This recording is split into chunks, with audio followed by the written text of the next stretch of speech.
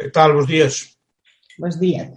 Bueno, y hoy vamos a hablar un poquito de qué es el sistema de pensiones y de, bueno, pues sus pormenores, sus entresijos.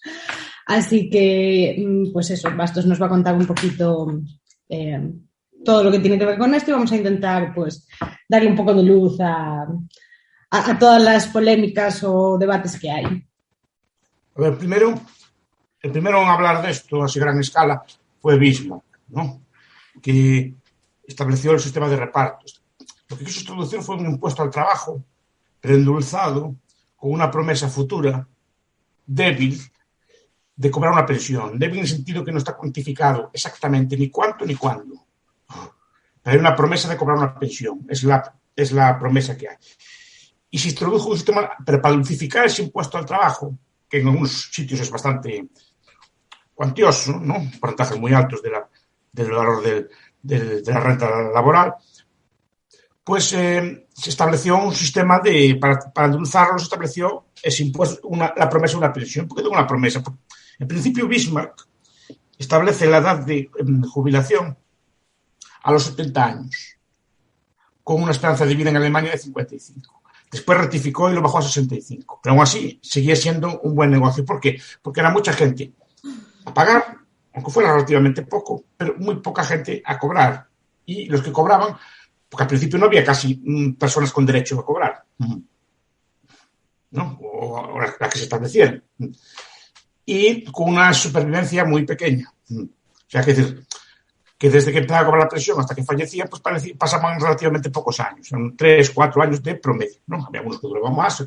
Esto fue copiado en Estados Unidos por Roosevelt, que al principio también estableció unas prestaciones muy generosas para los primeros, para atraer a la gente al sistema, ¿no?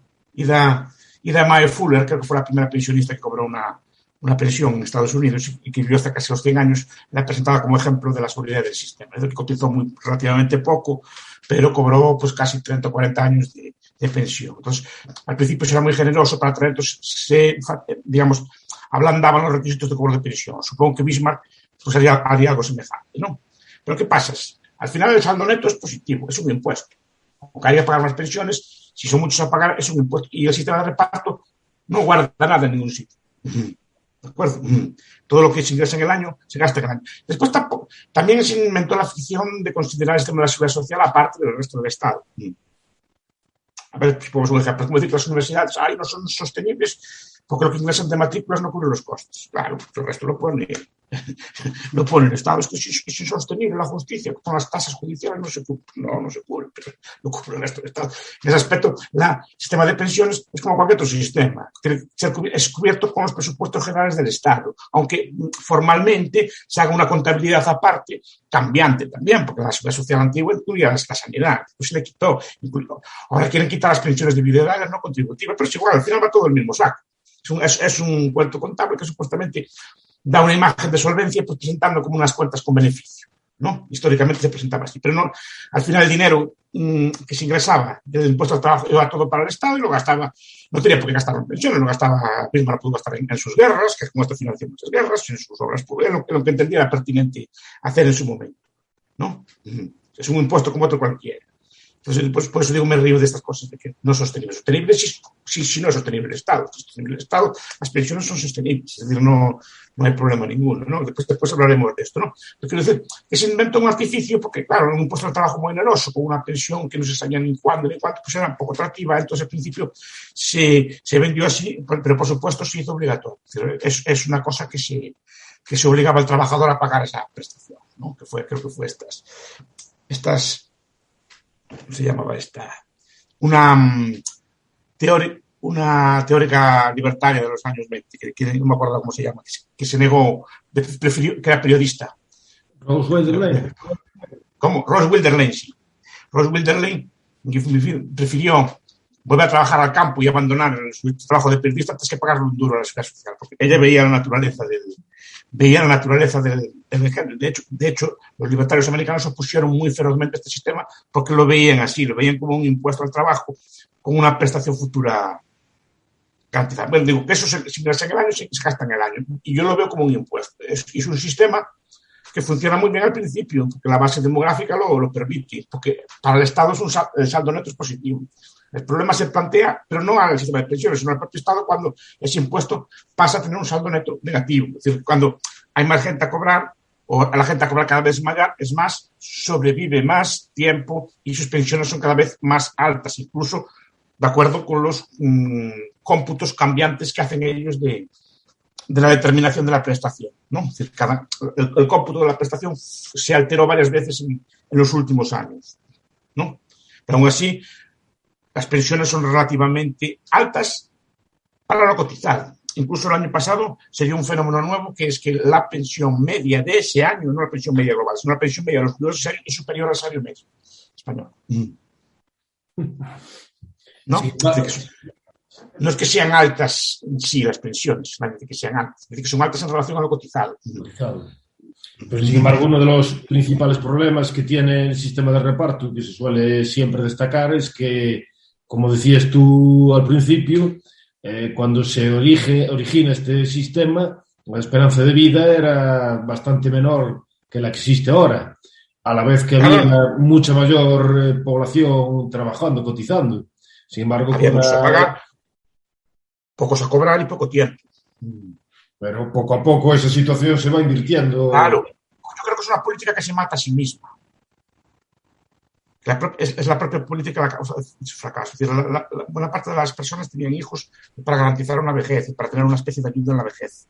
Desde el momento en que tú independizas la vejez de los hijos, muchas personas deciden no tener hijos o tener menos hijos. Por lo tanto, se reduce la base demográfica, la base demográfica y se dificulta el pago de las prestaciones. Porque al final, quien paga los impuestos realmente, quien sostiene la producción de un país, es la población llamada activa, ¿no? En términos de pensiones. Es decir, en términos en lenguaje propio de las pensiones, las personas activas son las que producen riqueza y pagan impuestos y sostienen las pensiones. Pero cuidado, no solo sostienen las pensiones, tienen que sostener también la sanidad de los ancianos. Y tienen que sostener también a la educación y todos los niños. Y cada vez se reduce la base demográfica, se incrementa pues el número de dependientes pasivos en el lenguaje de las pensiones, ¿no? No quiere decir que sean pasivos, que en el lenguaje de las pensiones se llama pasivos, pues la carga que es cada vez mayor sobre estas personas. Y al final, claro, vemos que personas con sueldos muy bajos y trabajando muchas horas tienen que pagarle pensiones a personas, digamos, que no trabajan, con pensiones mayores que su propio trabajo. Y eso es un gran problema social, porque la carga final cae toda sobre el trabajador, que ve reducido su nivel de vida, ¿no? De ahí viene la necesidad de nuevas subidas en las cotizaciones y cosas por el estilo. Repito, pero al principio se ve como un negocio. Un negocio en el sentido de que cobraba impuestos netos. ¿Qué pasa? Desde no hace mucho tiempo el sistema es deficitario respecto a sí mismo. Entonces tiene que recaudar a través de préstamos que supuestamente le hace el Estado a la seguridad social, como supuestamente fueran cosas aparte, ¿no? Al final va todo el mismo saco. Simplemente el déficit de ingresos se cubre con impuestos normales, con el IVA, con el IRPF, con cualquier otro tipo de impuestos. Es un impuesto normal, igual que los ingresos son ingresos normales, aunque se camuflan de otra forma, ¿no? Pero al principio yo creo que la idea es un impuesto que ahora, después de pito ese impuesto, por esa promesa que se hizo, pues se revirtió en una carga para el resto del Estado y están viendo a ver cómo solucionan eso, cómo solucionan no tener que pagar tanto de pensiones. Y en ese sentido, entonces, se puede decir que las pensiones suponen también, porque eso de lo que hablas tú, por ejemplo, es algo de lo que no se suele hablar cuando se habla de la sostenibilidad del sistema de pensiones, son las consecuencias sociales que tienen no solo las pensiones públicas, sino también el resto de medidas del estado de bienestar, que producen unos incentivos, como por ejemplo a tener menos hijos, porque ya no es tan necesario depender en la ancianidad, depender de la familia, o también que no es necesario ahorrar tanto para tener un seguro médico, porque puedes tener ese tipo de cosas. Entonces parece como que no es solo una cuestión contable, una cuestión de impuestos, como a veces se manifiesta o hablan los representantes políticos, sino también sobre las consecuencias culturales que tiene para una sociedad el establecimiento de este tipo de medidas políticas. Sí, hay un libro muy bueno de Thomas Alexander Smith, se llama Time and Public Policy, Tiempo y Política Pública, explicando cómo muchas de las políticas de este estilo alteran la preferencia temporal de las personas, cambian las costumbres y después, digamos, como decía Daniel Bell, pueden acabar debilitando mucho el propio sistema, ¿no? El propio sistema de bienestar, se mete por falta de fondos para financiar, o porque cada vez es más oneroso financiar ese sistema. Porque estos sistemas de bienestar, como se plantean al principio, sí que se pueden afrontar, porque, repito, la base demográfica es joven, hay relativamente pocos ancianos, relativamente pocos dependientes. El problema es que cuando precisamente por estas conductas se altera la base demográfica y después nos topamos con muchos ancianos, muchos dependientes, con relativamente pocos jóvenes para poder sostenerlos, ¿no? Que son los que los sostienen. La gente que trabaja en edad laboral es la que sostiene todo el andamiaje del sistema. Además que en cuanto se incrementa también el tamaño del Estado y debido a las medidas y la burocracia que requiere el estado de bienestar, se incrementa también el número de funcionarios. Y el número de funcionarios necesariamente dependen. Se incrementan los costes, ¿no? Claro. Incrementan los costes de funcionamiento. Es decir, no todo gasto estatal en impunidad es necesariamente despilfarro, porque algunos hacen funciones que se abren en el mercado, entonces en impunidad no todo el gasto. O sea, que hay muchos burócratas que son productivos, digamos, ¿no? Que pueden producir cosas que, digamos, que en el mercado tendrían salida o que producen cosas de utilidad. No todos, pero la buena parte de ellos, ¿no? Entonces, en ese aspecto no es el problema. También se pueden considerar en ese aspecto activos. Otra cosa es sus salarios también fijados o mal, es otra cuestión, ¿no? Sí, pues no, problema de cálculo económico. Sí, si sus salarios también fijados, sus condiciones y sus puestos son los adecuados a sus competencias, etc., ese tipo de cosas. Si no, es el problema de ajuste, ¿no? Están mal ajustados los puestos a la competencia del trabajador.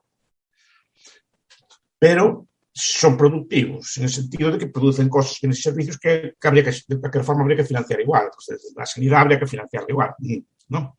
Otra cosa que podría funcionar mejor o de otra forma, pero y servicios de seguridad o en caso de programas no son enteramente improductivos, digamos, no todo es así. Pero aún así no se pueden considerar son personas en aspecto productivas, ¿no?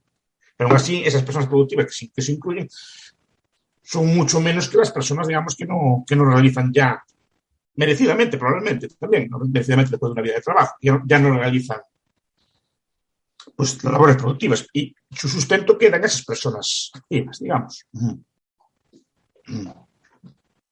¿No? Y ese es el problema que hay, que se va reduciendo y se incrementa la carga. Claro, entonces al final, pues muchos jóvenes dicen aquí la carga es insostenible, emigro o se ven forzados a no poder desarrollar sus proyectos de vida, etc. Claro, es una política causada por sí misma, ¿no?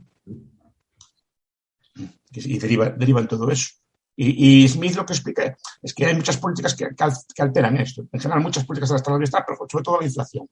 La inflación es una política también que causa unos daños terribles a la preferencia temporal de las personas. Pero esta es una de ellas, sí. Castiga el ahorro. Castiga el ahorro y, digamos, llevar una vida pues no ahorrativa, una vida así no tiene consecuencias. Claro.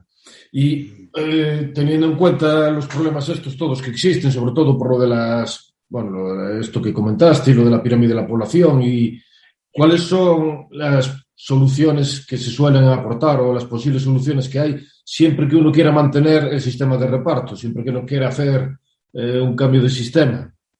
Porque normalmente se habla de... Hay dos. Es que hay dos, básicamente. Pagar menos y pagar más tarde. Así de simple.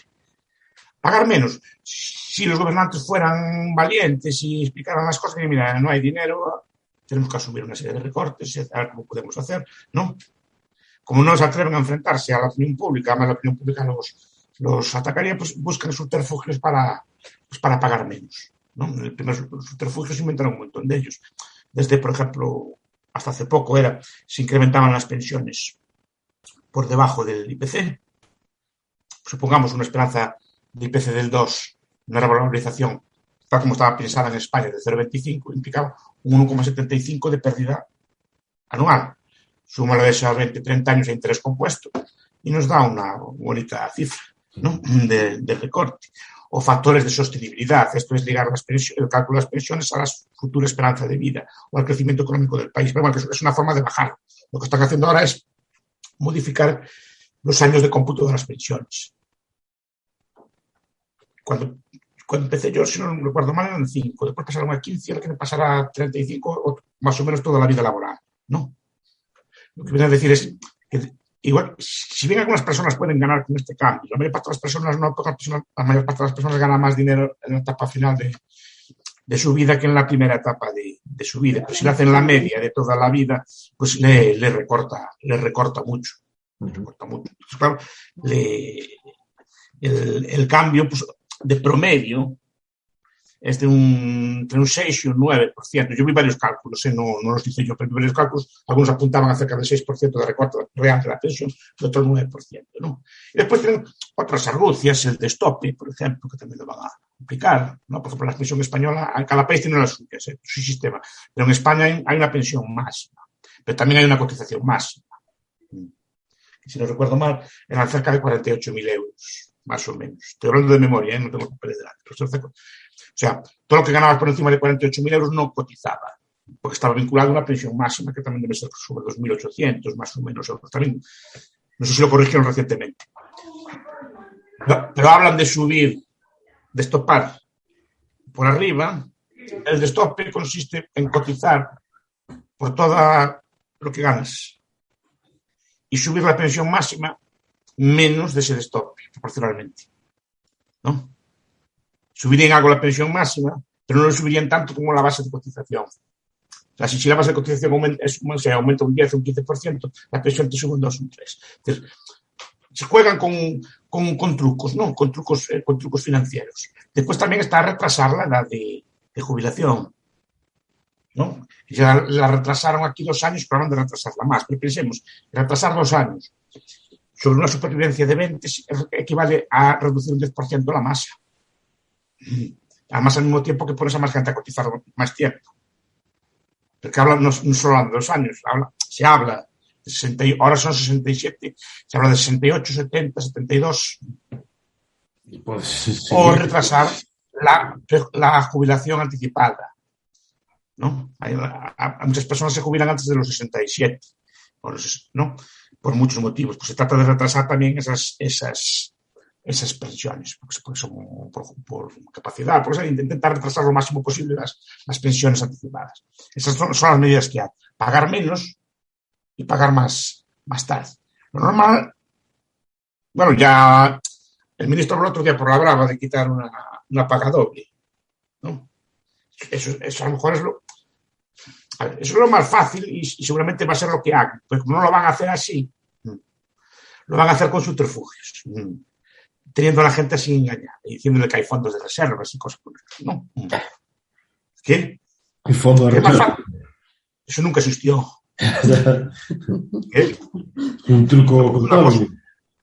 Es un artificio contable porque si fijamos la cartera, a ver, puede no ser, hay fondos de pensiones, pues en Estados Unidos es así, es un fondo parecido al nuestro, de hecho el nuestro se copió. En principio el fondo de reservas tenía una parte de su cartera en deuda pública de otros países o en activos financieros normales, pero desde hace bastantes años el fondo de reservas solo tiene en cartera deuda pública del Reino de España. ¿Eso qué quiere decir? Cuando tomas el fondo de reserva, el fondo de reserva cogía el dinero como si el otro lo devolvía comprando deuda. Lo que tenía guardado son unos papelitos que rinden interés que es pagado con más títulos de deuda, muy probablemente, ¿no? Y me hacía gracia. La gente no se fijó, pero durante la crisis, a medida que caía la red, a medida que caía la calificación de la deuda española, se miraba en la prensa cómo se cambiaban inmediatamente los requisitos de calidad que tenía que tener la deuda del Fondo de Reserva español. Si la deuda española pasaba a B, por ejemplo, los fondos de reserva podían pasar a B. Pero supuestamente imita pues, un fondo de pensiones, un fondo tal serio, con sus activos de calidad. En origen estaban supuestamente obligados a comprar deuda de AAA. Sí. Pues era un sistema sólido, como la deuda española de AAA valía. Pero a medida que fue bajando la deuda española, fue bajando también la calidad necesaria. Pero yo me fijaba que iba cambiando la par, ¿no? Iban cambiando la par cuando cambiaba cambia inmediatamente la cosa. Entonces, que realmente lo que hay en el fondo de reserva son títulos de deuda. Deuda que no hay que servir. Cuando se vacía la hucha de las pensiones, lo que se hace es vender esa deuda con el mercado secundario. Y la única diferencia es que ahora hay que servirla. O sea, a todos los efectos equivale a emitir deuda nueva. ¿No? Lo único es que esa deuda ya estaba emitida, estaba contabilizada como emitida, solo que no, ahora hay que servirla de verdad, pagando el interés y los intereses pactados, ¿no? Pero nunca hubo tal fondo, equivale a que el Gobierno de España emita deuda nueva. Punto. Y ahí es donde se ve también... La gente piensa que hay un cerdito con una hucha llena de billetes, que el gobierno sacaba de los billetes, no había ni billete ninguno. Y ese dinero ya lo gastó, ya lo gastó en su momento. Salvo una etapa inicial, que tenían deuda de los Países Bajos y deuda francesa, si no me equivoco. Pero tampoco era toda, buena parte era esto, pero sigue siendo español. Pero para hacer un poco la cosa, y después rápidamente la vendieron y compraron solo español. Y este fondo que quiere hacer el ministro Escrivá, me temo que va por ahí. Y temo que también cuando dices que están los políticos que también están, como son así, cobardes, o digamos que no quieren tener mala prensa o que le protesten, es más fácil recurrir a estos trucos o estas artimañas que no decir claramente esto es lo que hay, o trabajamos más o cobramos menos. Claro, yo no soy político, entonces yo estoy explicando más o menos cómo es. Es decir, que seguramente en vez de andar con tantas vueltas, vueltas y además que muchas veces para hacer así perjudicas a unos sectores más que a otros y cosas por el estilo, no. Pues claro, para no tocar las pensiones existentes vas a fastidiar a quien se jubile este año, por ejemplo. Y le vas a entrar con un recorte ya muy grande de entrada. En vez de intentar repartir más o menos entre todos, ¿no? Es cierto que hay muchas pensiones bajas, y muchas de subsistencia, eso es cierto. Pero las hay altas, ¿eh? Las de muchos políticos. Eso seguro. No, por eso digo que como estaba unos años en el Parlamento, tiene la pensión máxima a jubilarse.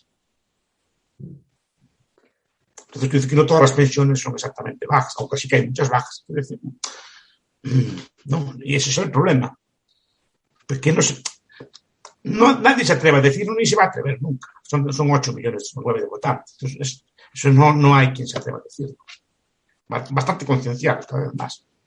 Y en consecuencia, ¿cuánto se puede alargar o va a quebrar en algún momento? No va a quebrar. Con las artimañas y... A ver, va a quebrar. Puede quebrar si quiebra el Estado. A ver si me explico. El Estado simplemente puede desviar dinero, yo que sé, de educación a las pensiones, puede desviar dinero de sanidad a las pensiones, puede subirte el IVA, o sea, puede derivar dinero de otras fuentes. Es decir, si quiebra el Estado, sí. Pero el sistema como tal no quiebra. Ahora, las pensiones no van a tener lo que se llama el salario de sustitución, lo mismo que tienen ahora. Es decir, ahora las pensiones españolas tienen un salario de sustitución muy elevado. Es decir, el porcentaje de lo que cobra un pensionista con respecto a su último sueldo es bastante elevado, debe andar sobre el 80 tantos por ciento. Estoy hablando de memoria también, pero desde luego es de los más altos del mundo. Entre la última pensión, entre el último sueldo y la pensión, el recorte es relativamente pequeño. Eso supongo que con el futuro irá cambiando. Pero también, si somos demagogos, también después no somos serios y se asusta la gente y después quedamos como no va a quebrar y se van a cobrar pensiones. Ahora, no va a ser la misma pensión en relación a los últimos sueldos como está siendo ahora, sino que habrá un recorte, no sé cuánto de sustancial, pero habrá un recorte. Y probablemente habrá en el futuro retrasos en la edad de jubilación. Bueno, lo que decías, ¿no? Que se quitarán también con subterfugios, pues igual, pues una paga extra o que se irán bajando poquito a poco. Irán bajando. Se retrasará la edad de jubilación y con todo eso, pues irán bajando sobre todo a los nuevos. Seguramente a los viejos en el futuro también no les sube igual que la inflación, ¿no?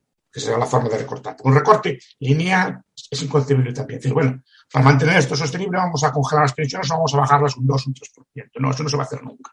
Te lo harán jugando con inflación. No te lo van a hacer. Pero claro, el motivo por el que Me parece a mí, vamos, que hay algunos así economistas, a veces economistas liberales, que hablan de la quiebra del sistema de pensiones, es porque parece como que aceptaron la idea esa de que es realmente un seguro y no como dices tú, que es realmente Es un seguro impuesto. y que es algo aparte. Y no es algo aparte. Porque lo que tienen que pagar fue modificándose. ¿No ves que ahora están hablando de pasar las pensiones de de individualidad o las pensiones no contributivas a los presupuestos? Ya están en los presupuestos, ¿para qué quiere quitarlas de allí? Simplemente para sanear contablemente la seguridad social. En su momento le quitaron la sanidad, la pasaron al sistema general, digamos, ¿no? La sanidad formaba parte de la seguridad social hasta los años 80, ¿no? O casi los 90. Después la quitaron, pero no es que sea sostenible. Además, hablan de esas cosas de Ponzi. Esto no es un sistema de Ponzi. Y eso tampoco es una cosa que mucha gente no entiende. Ponzi no puede obligar a sus clientes a que sigan comprando, ni obliga a nadie a comprar sus bienes, ni puede obligar a sus deudores a que le cubran las deudas. Aquí sí. Y aquí pueden modificar las condiciones a lo largo del tiempo.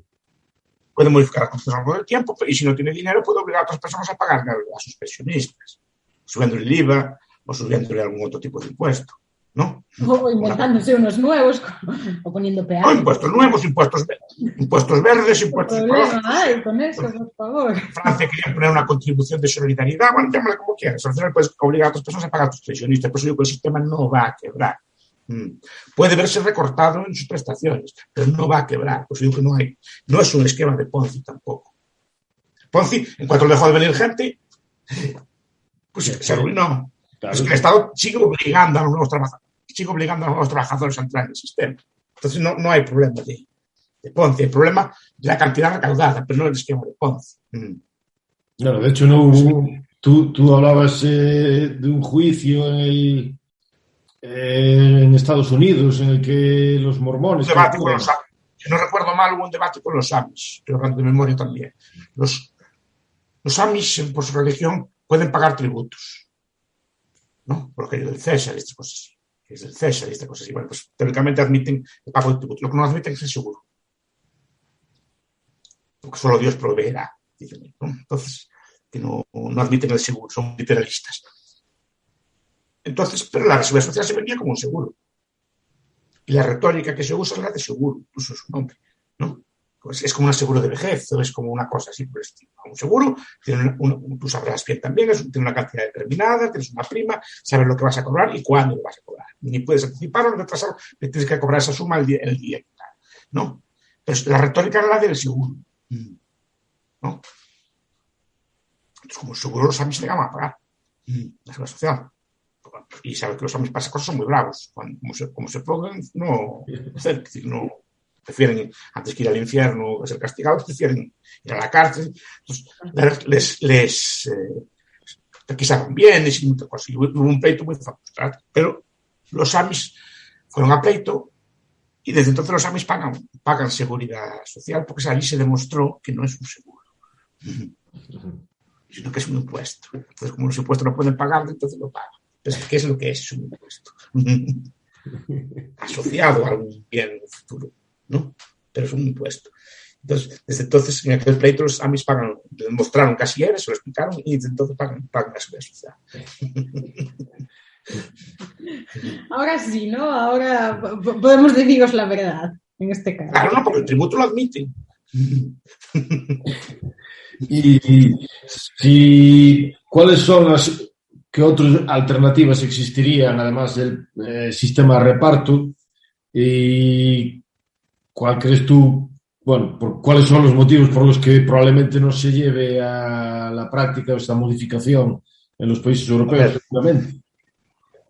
Los estados de bienestar, cuando aparecen, truncan, paran, esto explico muy bien Arthur Shell, paran todos los procesos que ya se había empezado a establecer de atención social, ¿no? Pues desde la enfermedad hasta la educación, todo, se había empezado a desarrollar con el propio desarrollo económico, como es normal. Es decir, claro, en el que antes la educación y la sanidad era una porquería, claro, porque todo era una porquería.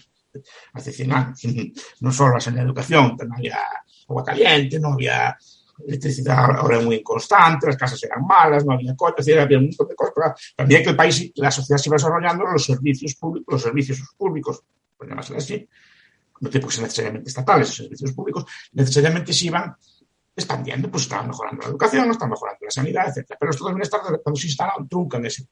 Y en los sistemas de pensiones había empezado a aparecer también algo similar, ¿no? Los sistemas de pensiones empiezan a aparecer necesariamente, pues probablemente cuando empieza a haber ancianos una cantidad sustancial. Por ejemplo, que antes pocas personas llegaban a ancianos.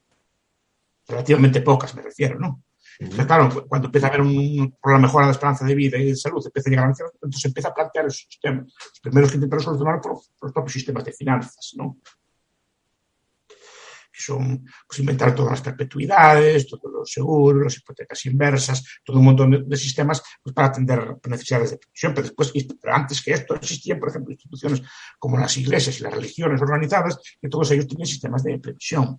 La familia es un sistema de previsión. Pero después también el propio derecho civil establecía sistemas de previsión. Es decir, por ejemplo, había contratos. Por ejemplo, yo soltero, no tengo hijos o lo que sea, pues tengo una propiedad y quiero que me cuiden, pues normalmente pactaba con algún matrimonio joven o con una persona joven, le cedía la propiedad de la vivienda a cambio de que me cuidara, por ejemplo, ¿no? Eso eran pactos que se hacían, ese tipo de cosas. Se establecían, pues, sistemas de ahorro. La gente no ahorraba a lo mejor en pensiones de capital, pero ahorraba en viviendas, ahorraba una serie de viviendas que le podía permitir una renta, por lo menos la subsistencia, hasta el fin de su vida. Pero repito, todo era primitivo porque todo era primitivo. Pues todos los sistemas de mutualidades, muchos de ellos de origen sindical, ¿no? Los obreros se sindicaban en mutuas, igualatorios, todo tipo de sistemas, igual que establecían sistemas de salud, empezaron a establecer sistemas de prestación, por ejemplo, al principio era para las viudas y para los accidentes laborales, ¿no? Pero empezaron a establecer ya sistemas de este estilo, ¿no? De pensiones para el futuro. De hecho, por ejemplo, en España hasta los tiempos de Franco funcionaba ese sistema de pensiones. Así que pasa, era escaso, sí, y estaba muy limitado, sí, porque todo era escaso y estaba limitado en aquel momento. Todo era pobre. Pero digamos que se frustró la posibilidad de establecer sistemas de retiro de este estilo. Digamos que todo lo monopolizó el Estado. Al principio, repito, para el Estado fue un gran negocio, pero el problema lo estamos viendo ahora. Repito, no que no se vaya a cobrar, sino que las personas del baby boom no van a cobrar lo que supuestamente esperaban que iban a cobrar. Recibirán un recorte en su pensión. Y es bueno que lo sepan. Si no es en términos nominales y en términos reales. Pero sí que la van a cobrar. También no hay que decir mentiras. Mientras el Estado subsista, nos van a cobrar. Ahora, hay otros sistemas como el de capitalización, ¿no? Son sistemas tradicionales. En España lo sabían, ¿no? Fueron sustituidos. Existen algunos países que también están en cuestión, como en Chile, ¿no? Están en cuestión. De hecho, unos grandes debates de campaña en Chile es el tema de las pensiones. Pero claro, ese sistema es mucho más sostenible en el sentido de que no dependes de que haya jóvenes o no. Hasta poblaciones depende de toda la población del mundo.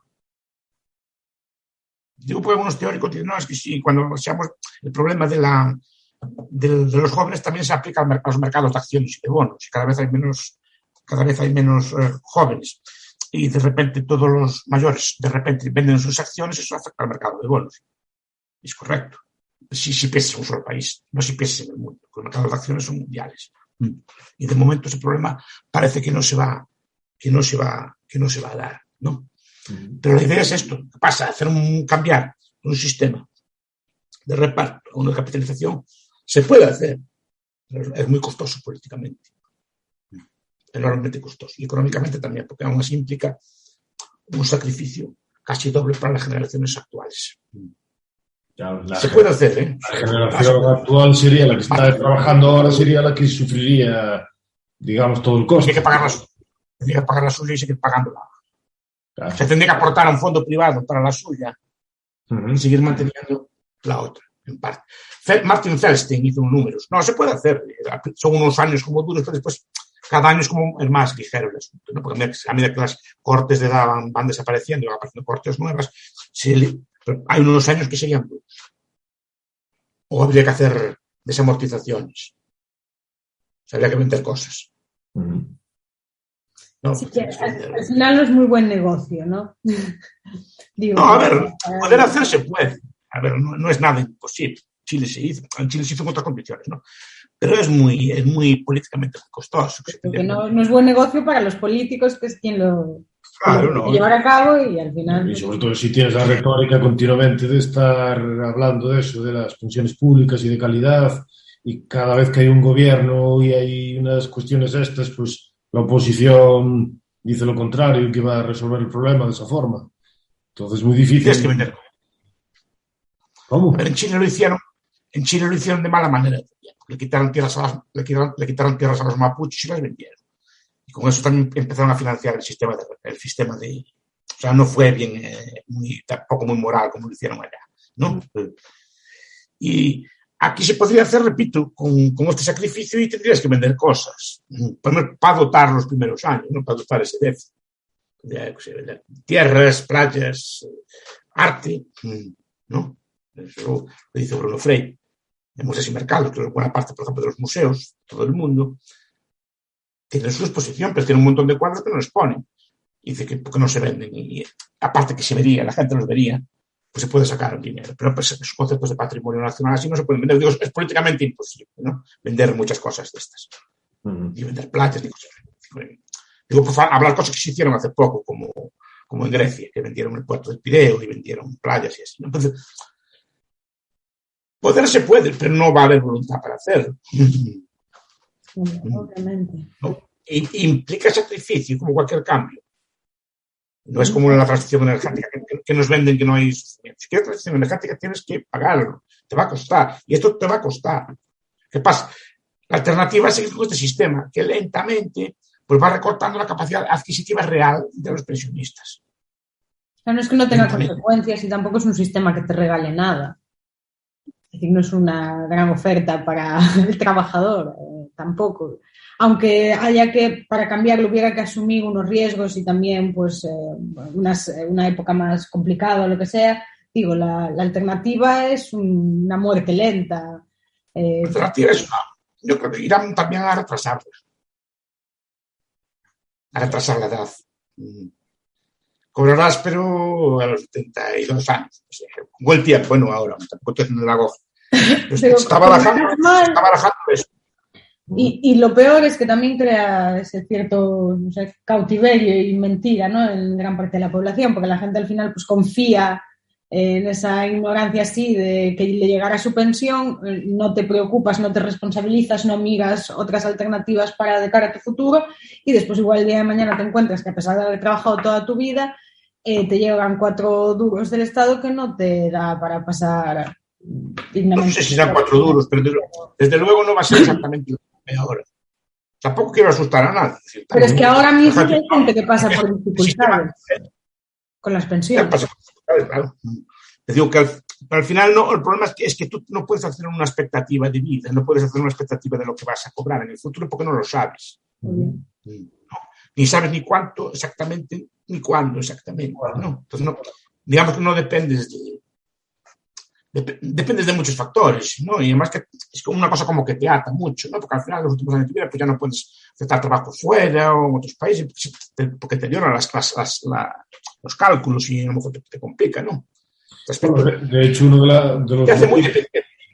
uno de los motivos principales, o por lo menos de los que hablaba famosamente Bismarck en unas cartas que tiene por ahí, son los de hacer que la población sea más leal o más dependiente de los servicios públicos, al hacer que para su jubilación dependan de los servicios estatales. Entonces también es muy difícil luego modificarlo cuando a lo largo de las generaciones y a lo largo de la expectativa de vida de una persona es difícil que digas ahora vamos a cambiar este sistema cuando estás acostumbrado a tener, aunque luego te lo vayan a cambiar o te modifiquen las características. Es decir, que tiende a crear población cautiva, digamos.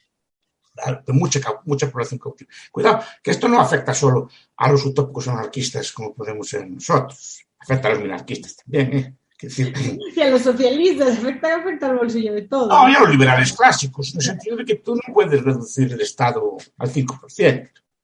Cuando las pensiones del Estado central, no del todo, no del Estado central, son casi el 50-60% del presupuesto del Estado central, no de los autonómicos. Es decir, es un porcentaje muy alto, es que no lo puedes reducir el estadito pequeño, necesitas tener impuestos, y tienes un grupo de población interesada en que siga el status quo,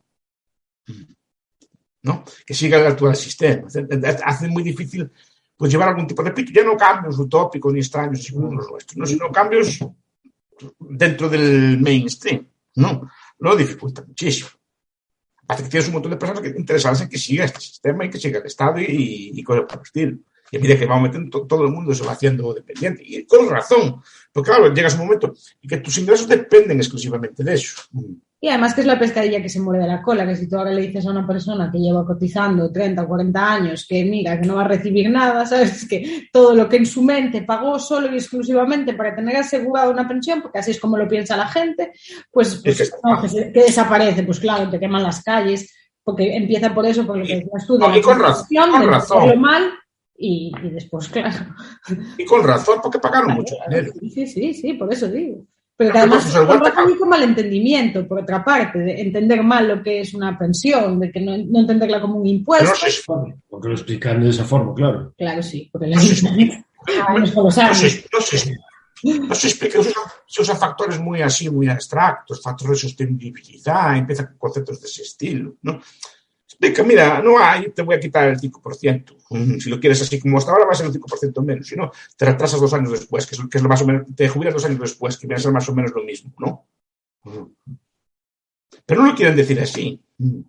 Claro, es mejor utilizar el lenguaje. Entonces dan vueltas y repito, además, no pasa nada con decirlo, el sistema va a seguir existiendo. Pero ahí está la astucia del sistema también. Claro. Ahí está la astucia del sistema, que dificulta cualquier cambio. No, repito, no cambio de sistema, dificulta cualquier cambio, porque de repente 8 o 10 millones de personas jubiladas, más 5 o 6 que están a punto de jubilarse, que no les interesa el cambio. Normal, pero como decías, normal, todo les va a interesar. Es un sistema bastante astuto. El problema que tienen ahora es que les genera problemas políticos a los gobernantes actuales. Lo que intentan es echarlo para adelante. ¿No? Porque hay cosas con las que no pueden combatir, como la pirámide demográfica, que además es, a su vez, como decías tú antes, también en parte responsabilidad o consecuencia de estas mismas políticas. Entonces es como un hámster cuando está corriendo en la rueda. Es inagotable. No echan para adelante. Cuando estas cosas empiezan con ajustitos más o menos pequeños y suaves, más o menos lo puedes hacer más o menos sostenible. Dentro del actual marco lo puedes hacer más o menos sostenible. Si empiezas ahora, cuanto antes empieces con los ajustes por el interés compuesto, por esos cosas, más fácil se te hace después ajustar, pero ninguno quiere hacerlo en su mandato. Más los pequeños cambios que habían hecho tanto Zapatero como Rajoy en su momento, este gobierno actual ya los deshizo, por sacar un poco el PNV si lo pidió, o porque Podemos lo pidió, por lo que fuera, pero aquellos pequeños cambios que tampoco estaban tan mal encaminados en el tiempo, porque era un ajuste, digamos, suave, pues no, tal vez los ajustes tendrán que ser de otra forma y en vez de pagarse, digamos, a lo largo del tiempo y pagarlo todos, al final quien lo va a pagar van a ser los pensionistas que se jubilen estos años. Ya, bueno, y en realidad es un mal de la política y del gobierno, ¿no? Que es cortoplacista y algo como el sistema de pensiones es que no puede ser de ninguna manera cortoplacista. Porque entonces es algo que es el oxímoron. Hay que pensar a largo plazo. Ahora, alternativas sigue habiendo. Claro, pero ya los impuestos llevan un montón y es difícil para muchas personas ahorrar. Pero la gente que pueda, que intente buscar activos fuera de esto. Y también precaución pasiva, es decir, sobre todo no meterse en deudas en los últimos años de su vida, tener más o menos reducido el número de... O sea, hay una precaución de tener unas rentas tú por tu cuenta, activos, por ejemplo, puede ser una vivienda que alquiles o puedes tener pues, unos ahorros para ir tirando o lo que sea, ¿no? La medida que se pueda, obviamente, ¿no? Después también evitar meterse en líos financieros en los últimos años de la vida, ¿no? Sí. Porque te pueden llevar por delante, porque, digamos, a esa edad no tienes capacidad de reacción. Ya. Pues no puedes migrar, no puedes buscar un trabajo nuevo, ya estás muy poca capacidad de opciones. Claro, limitadas las opciones, incluso vitalmente, ¿no? De salud o lo que sea. Entonces, es bueno en esas edades de vida evitarse líos. O sea, no tener deudas y tener, si puede ser la casa en propiedad, si se puede, si no, pues un alquiler ajustado a tus necesidades, ese tipo de cosas, sí, ¿no? Cierta precaución tampoco está de más. no solo por el lado de los ingresos, sino por el de los gastos. ¿Bien? Claro. Sin duda. Y si, pues, hombre, el ser humano es muy adaptativo, no creo que tenga problema, repito. No hay problema de que se dejen de cobrar, es una cosa que hay que decir. Pero que no va a ser tan generoso también, eso no tengan duda. Que no va a ser tan generoso en el sentido, en relación a los últimos salarios. Va a haber un cierto recorte en el nivel de vida, más que el que hay ahora. Sí, vamos, que para quebrar, como decías tú, solo puede quebrar el Estado, es la única manera de que quiebre el sistema de pensiones, porque es una de sus armas principales en muchísimos sentidos, por eso que decías tú de la cautividad también y todo esto, o sea, es imposible, pero como el propio Estado también y el estado de bienestar, pues seguirá degenerando. El problema depende, si el PIB del Estado se mantiene o crece, bien, no hay problema más o menos con esto. Pero es que el PIB se decrezca por cualquier motivo. Entonces, sea porque trabaja menos gente, sea porque es menos productiva, sea porque hay una crisis económica, es cuando entonces pueden sufrir las pensiones, como estuvieron a punto de sufrir en la Gran Depresión reciente. Pero claro, algunos dicen que, por ejemplo, con innovación se puede cubrir. Es como si la innovación cayera del cielo. Sí. ¿No? Cuando hay innovación, es como la innovación, sí, pero la innovación también yo lo usé en Burundi y también la innovación, pero la innovación porque no llega allí. Que necesita acumulación de capital para poder... O que comprar la innovación, pero si tú desvíes cada vez más fondos que podrían ir a comprar máquinas nuevas y cosas por el estilo, lo destinas a gasto corriente, pues vas a tener menos capacidad de innovación. Claro. ¿No? Y además, hablan de traer inmigrantes, ¿no? Pero los inmigrantes, yo no creo que si fuera inmigrante quisiera venir a un país con semejante carga. Inmigrante, normalmente, que no es estúpido para nada, de hecho cuando se juega su vida calcula muy bien a dónde va a ir, por la cuenta que le trae, ¿no? Estudia bien a dónde va a ir y se informa a dónde va a ir, no creo que quiera venir aquí. Salvo, por ejemplo, los inmigrantes latinoamericanos por cuestión de idioma, ¿no? Que están más cómodos aquí. Pero un inmigrante que venga de otro país no va a venir aquí, ya de jugarse la vida, se juega por un país con impuestos más bajos donde pueden incluso prosperar. No va a venir a un país con semejante carga, ¿no? Con salarios bajos, que por encima tienen que pagar tanto. El propio sistema tampoco hace atractivo para el inmigrante venir. No. Tener que mantener precisamente los gastos de los que ya estaban allí. Sí. Sí, claro, por eso digo, pero el inmigrante por sí, primero sí vienen, ¿no? Después, si vienen inmigrantes, por el motivo que sea, que tienen poco productivos, porque son de baja cualificación o por lo que sea, pues tampoco van a lograr gran cosa. Si vienen ingenieros y cosas por el estilo, pues sí que echaría una mano. Cuando hablamos de inmigración también, muchas veces no desagregamos. Y todos los inmigrantes son personas, pero claro, unas son más productivas a estos efectos que otras, y cobran salarios más altos que otras, porque pueden contribuir mejor a financiar el sistema que otras. No es por el mero hecho de llegar inmigrantes que el sistema se sostenga. Si los inmigrantes producen y tal, sí, si no, no. Sí, totalmente. ¿No? Por eso digo, pero aparte, yo si fuera inmigrante, a lo mejor no me venía a un país como este. Quiero decir, con semejante carga y previsiblemente a futuro, repito, porque el inmigrante normalmente sí mejor. Sobre todo eso, es cuanto más productivo sea, cuanto más profesionalizado esté y tal, más mirará a dónde va y claro. irá a una situación mejor que en la que está, no Claro. empeorar que lo exploten. Claro. Que sí que pueden ayudar, obviamente. A corto plazo sí. Pues a medio plazo vamos a tener el mismo problema otra vez. Que hay que pagar las pensiones a ellos también, ¿no? Pero a corto plazo podrían ayudar, pero repito, no te solventan el problema. Si bien, en caso de que vinieran, porque aquí da por hecho todo el mundo que van a venir esto, o sea, en masa aquí. Y yo no veo que muchos se quieran quedar aquí, de los que entran.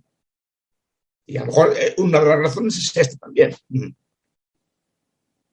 Sí, después que tampoco otras cosas no las pueden cambiar, como la cuestión demográfica. Y está claro que la tendencia es a tener menos hijos, en muchos casos a no tenerlos, y por lo tanto que haya menos gente joven y la esperanza de vida se alarga. Entonces también hay más gente pues en edades ya jubilados y dependientes del sistema, y con lo cual pues es súper complicado. Porque... Y otro problema, que después mucha gente joven de aquí, aún hay poca, mucha marcha. Ya tenemos pocos jóvenes. Migran sitios con mejores oportunidades. Pues por eso, el propio sistema también, semejante carga impositiva, lastra también que muchos jóvenes quieren quedar aquí. No de todos, no, pero muchos sí, claro. Que vengan mejores oportunidades. Lo de Andorra, ¿no? Que últimamente se escucha mucho. ¿Cuántos jóvenes españoles se van a Andorra? De estos así nuevos El problema no es que vayan unos cuantos, a lo mejor van los que ganan más dinero. Que aún es peor. Eso, unos cuantos precisamente por esa cuestión. YouTubers. Todo contribuye. Cuando esos jóvenes coticen, van a cotizar en Andorra, no van a cotizar aquí. Por eso se van, para no cotizar aquí, precisamente. Claro, por eso digo, al final, subes los impuestos y subes las cargas para mantener ese sistema, después esas cargas también disuaden a un porcentaje de personas. A las que más producen. O disuaden a los inmigrantes en no quedarse aquí. O a las propias empresas también, en fin. También, en todo esto, claro. Digo que hay que ser prudente con estas cosas. Porque es una cosa que se estudia relativamente poco. A lo mejor estudiamos más otro tipo de temas, pero las pensiones públicas con muchísima diferencia, el gasto más grande que tiene el Estado. Muchísima diferencia. Y además es muy importante no entenderlas como una hucha que está ahí metiéndole dinero, que es algo que como entra, sale, y que cuando no entra suficiente, que se inventan lo que haga falta. Un nuevo impuesto, subir otra cosa, sacar de aquí para meter allá. Deuda pública, lo que sea, o inflación. Lo cual, la inflación para las personas jubiladas es lo peor que hay, porque no tienen defensa tampoco. No tienen defensa. Entonces, hay, por desgracia, hubo ejemplos en Argentina o en Rusia que la inflación literalmente le comía la pensión, siguen cobrándola nominalmente, pero en términos reales era muy baja. Descubrió la inflación, los primeros que no deberían quererla serían los jubilados. Y es aquí una de las personas que más daño le hace. Pues sí, bueno, contra este así monstruo del Estado hay poco que hacer, en el sentido de que eso, no hay que fantasear con que mañana va a quebrar, ni tampoco hay que ponerse catastrofista y tal, pero bueno, yo creo que es importante conocer la situación también para que cada uno pueda tener las herramientas para actuar, defenderse y intentar pues tener un colchón de fondo, no confiarse en el Estado ni en el relato ese de... No es miedo, es precaución. Exacto. Es decir, no es tampoco asustar a la gente, porque no es así. Pero decir, mira, si quieres vivir como hasta ahora, un poco de precaución tienes que tener. Ahorrar y, no sé, se puede, tampoco es mejor estoy dando consejos. Entonces, la medida que se puede ahorrar o eliminar gastos o no meterse en muchas honduras, sobre todo al final de la vida. Pues sí, totalmente. Y contar con que en términos reales no va a ser lo mismo. Aunque no sea muy grave, no va a ser lo mismo. Pero claro, el problema es que va a peor, no va a mejor. Eso sí. Ser muy consciente de lo que es, sin más, sin hacerse fantasías, ¿no? Y sabiendo pues eso, lo que hay, y enfrentar la situación lo mejor posible. Yo creo que pues... No, y precaver el futuro, claro, que el futuro... Más que nada es impredecible, porque aún sabiendo que vamos a cobrar no sabemos exactamente cuánto, ni en qué condiciones, ¿no? Incluso los fondos privados, supuestamente fondos de privados de pensiones, cambiaron la normativa también. Cambiaron 1 o 2 veces ya la normativa. Se puede quitar todo junto. Ahora hay que quitarlo poquito a poquito. Si no te lo aplican al IRPF. ¿No? Entonces, te cambiaron las condiciones. Entonces, tienes que tener un poco de precaución y por tu cuenta, pues ahorrar o buscar algún tipo de forma de previsión, o tener familia, o tener algún tipo, evitarte gastos o lo que sea, tener algún tipo de previsión para ¿Y qué fue lo que hicieron siempre nuestros abuelos? Vaya. Igual que nuestros abuelos, en condiciones mucho peores. Exacto, pero vamos, la primera lección, ¿no? Que se aprende de los abuelos, que hay que guardar para cuando no hay, o sea, que hay que tener un colchoncito y no fiarse solo de dinero, de propiedades o de las promesas del Estado, que teníamos que estar muy acostumbrados a que no tienen nada, o sea, que son aire. Y ya está. A ver, estas cosas que dice el ministro son ajustes, pero tú las haces en un mercado de bonos, le llaman default, ¿eh? Tú haces un mercado de acciones, un mercado sobre todo de deuda pública o de deuda corporativa. Haces una cosa de estas de cambiar las condiciones así, no te lo esperan, ¿eh? Le llaman default. Aquí como es una cosa distinta no es un default, es un reajuste, ¿no? Porque como siempre las cosas en manos del Estado se transforman. Claro, pues se transforman en algo bueno. Claro. Yo entré a trabajar con unas condiciones y con unas promesas y una edad y tal. Esas promesas fueron cambiadas varias veces. Eso, nadie lo toleraría a un banco que al vencer a un depósito y diga, no, ahora no me viene bien, venga, el año que viene. ¿No? Oiga, venció el depósito, lo fijamos a 3 años, pasaron los 3 años, me da el dinero y los intereses, ¿no? Es que ahora no me viene bien, no puedo esperar 6 meses o una cosa, no. Te pagaste en el momento con las condiciones que fijaste al principio. Pero aquí esto está siempre cambiando, ¿no? y como puede seguir cambiando, y el monto de las pensiones del futuro no está determinado aún, sino que lo determinarán sus nietos en el Parlamento cuando llegue el momento de votar, pues es bueno que sepan que eso puede alterarse, sin alterarse gravemente, que puede ser alterado, ¿no? Aún le quedan muchos cambios por hacer. Bueno. Pues muy bien, pues hasta aquí entonces llegaríamos. Como siempre, muchas gracias por habernos acompañado, Bastos.